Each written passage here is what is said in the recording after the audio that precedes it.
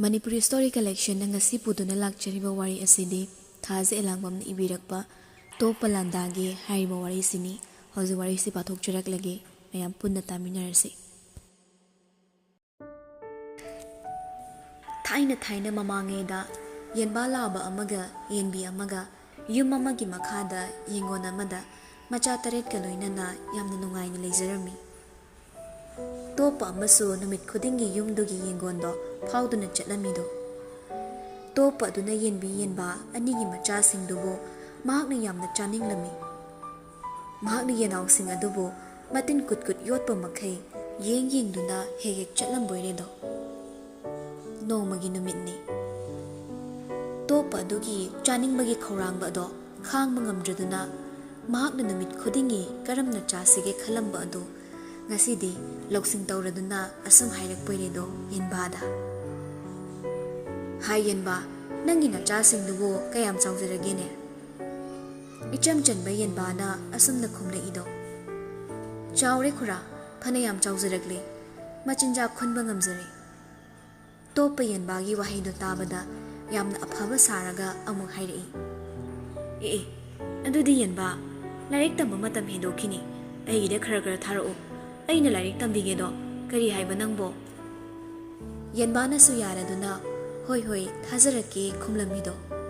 Adudaidi yenbi yenba anina machasing adubo Toppagida larik tamba tharaboiredo. Karisu khangjadaba icham chamjaba yenbi yenba anina Toppagida larik tamba tharaklaba adudadi Toppadi haraubana loire. Mahakna hek ningba adu thungle mahaki kuina ningjarakpa chaningba phangle yamnamak khudong chaba phangle nathok hanba yadre khaladuna yenaw machasing adubo nongmagi amamam sum chathok piredo. Mamai thangdadi yenaw macha pisak amakhak ngairedo. Madusu nungsi heitraba Toppaduna prok thekpa makhai met khaireduna chathok piredo. Yenaw sing adusu leitre hojikti Toppa adugi chaningai leitredo. Mahakna kari amung chasige khaladuna asum thiduna lakpada lanbida yenba ado kokek thengnaredo.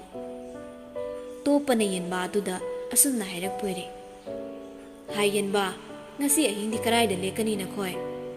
Yenba adudi macha mayam chathokhibagi Toppa adubu uba maktada hatningma phaurabani.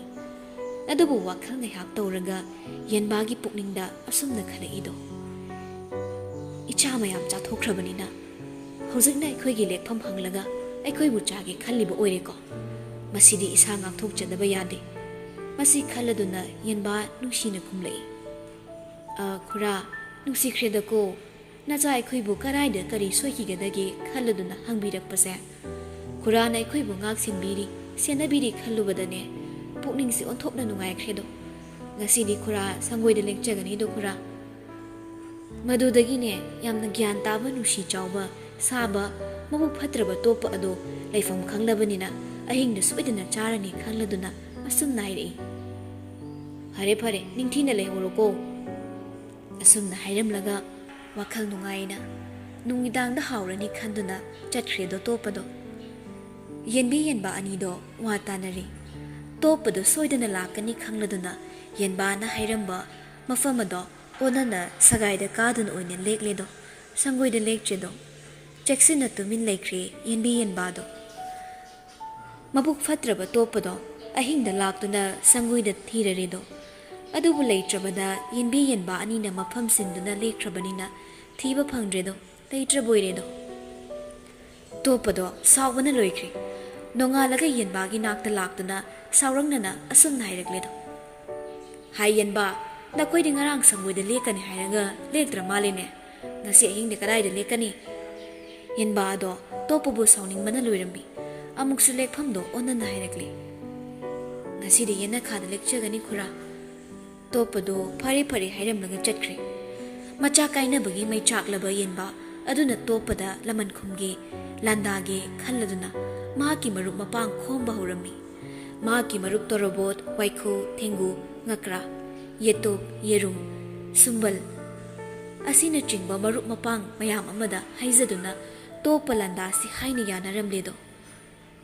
Madudagidi makhoi mayam pulap watanaraga ꯂꯥꯟꯕꯨꯟ ꯂꯥꯟꯕꯨꯡ ꯃꯥꯒꯤ ꯂꯩꯅꯒꯗꯧꯕ ꯖꯒꯥ ꯍꯥꯏꯅꯔꯦꯗꯣ ꯌꯦꯟꯕꯥꯗ ꯅꯨꯃꯤꯠ ꯊꯥꯈ꯭ꯔꯣ ꯇꯣꯞꯄꯅ ꯂꯥꯛꯀꯗꯕꯗꯣ ꯍꯥꯏꯔꯛꯂꯤꯗꯣ ꯑꯗꯨꯗꯒꯤꯗꯤ ꯇꯣꯞꯄꯗꯣ ꯌꯦꯟꯕꯥꯅ ꯍꯥꯏꯔꯛꯄ ꯃꯇꯨꯡ ꯏꯟꯅ ꯌꯦꯅꯈꯥꯗ ꯂꯥꯛꯂꯤꯗꯣ ꯉꯁꯤꯁꯨ ꯊꯦꯡꯅꯗ꯭ꯔꯕꯗꯨꯗ ꯇꯣꯞꯄꯗꯤ ꯁꯥꯎꯕꯅ ꯃꯩ ꯍꯧꯔꯦ ꯌꯦꯟꯕꯤ ꯌꯦꯟꯕꯥ ꯑꯅꯤꯗꯤ ꯑꯣꯟꯅ ꯇꯩꯅ ꯍꯥꯏꯖꯤꯟꯈ꯭ꯔꯕꯅꯤꯅ ꯃꯊ꯭ꯋꯥꯏ ꯍꯤꯡꯖꯔꯝꯃꯤ ngasi so hanagum topa do yenba da sauna hairi hai yenba ngasi de kadai lekani itap tap labe yenba do khumlei khura ngasi de yum da soidana lecture ani topa do ngasi di soiroi khaladuna numit taba wana ngai duna leiri somdani yenba gi maru mapang mayam ado magi mafam chana lalong sinaduna sem saduna leinare do yenbi yenba anina yumgi khangin mamda tongle yerumna phungada utwai marakta leiredo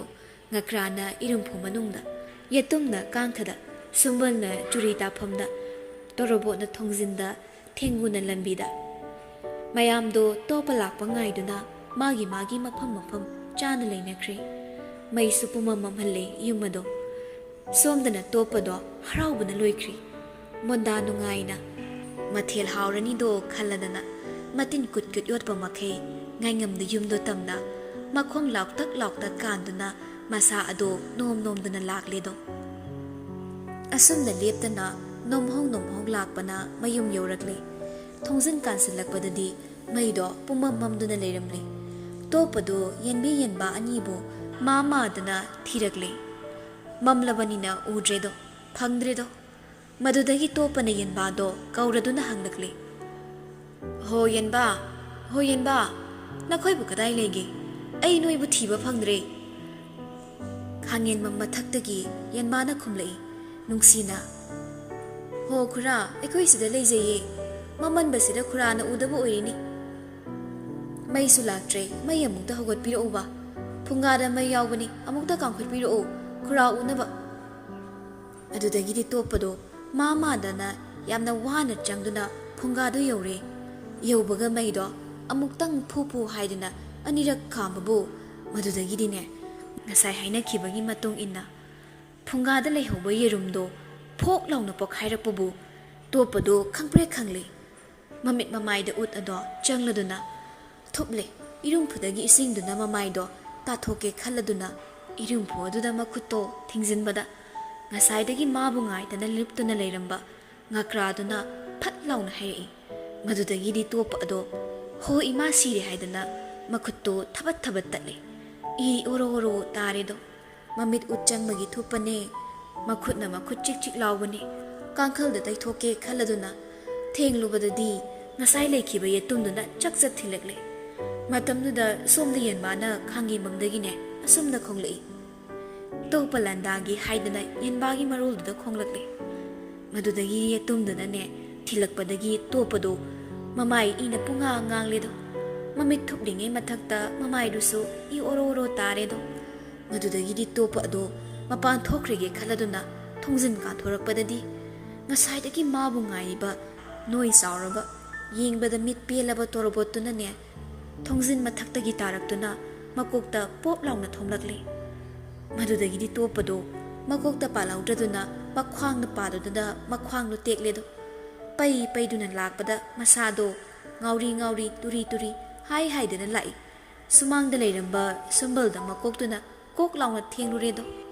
madudagi di amu chatpa ngambai ngamdaboi makok ngauraba waraba topado yamna wana hai dana lakpada lambi gi hek yorakpaga mabu ngairamba thengugi kallaba masana topagi makokta kok launa thomle do adudagi di mabuk phatraba topado yamna wana misi chadana siredo khudakta siredo yenbi yenba ani do yeknaba kana yauda marup mapang singa nungaina ingna chikna pankirami